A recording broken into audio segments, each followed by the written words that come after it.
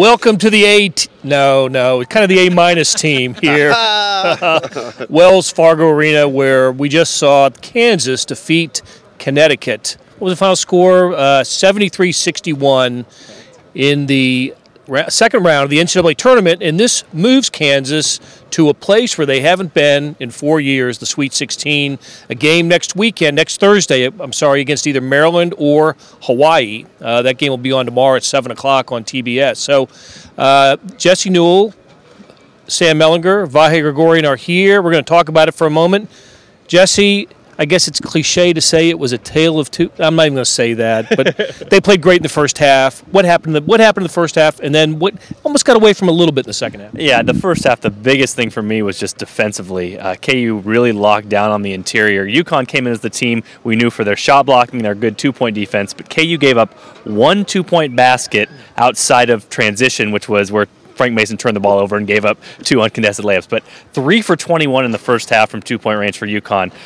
KU was denying passes, KU was challenging shots, and KU was getting every defensive rebound. So it was a great defensive effort for them. And then before the first TV timeout in the second half, UConn had outscored KU, I think 8-2 or something, and it went from 20 in the first half to, I don't know, it got down to 9, I think. 9 at some point. Yeah. So, but is there reason to be alarmed a little bit about that, or what do you think? It didn't hit me that way at all. You knew Connecticut would make a run. I think they've been kind of known for having one bad half and one good half all season. I thought actually it was going to get down to 4 or 5 before it settled down. So no, it didn't. I didn't see it that way. But the concern I see out of tonight's game is what the heck was going on with Frank Mason. He's been playing pretty well. But 1 of 9, a lot of bad judgment, a lot of bad body language. I don't know what was going on there. Seemed like a half step slow. And good, look, UConn is quick. They've got quick guards. It's tough to get in front of those UConn guards, but that's something I'm sure we'll talk about this week. But I think the bottom line for Kansas is they're getting out of the first weekend of the NCAA tournament, and that was 2013 was the last time that happened. Yeah, I actually thought the opposite. It's funny that you said that, Vahe, the way you did about Frank Mason, because if he's healthy, if he's healthy, I actually thought that was encouraging, that he played bad, pretty bad. Can we say that? I think he was bad, and they still won. Yeah. And it wasn't an easy win, but they won by 12, and it never got closer than 9.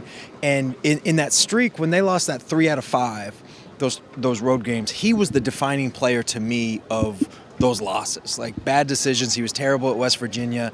At Iowa State, he was bad.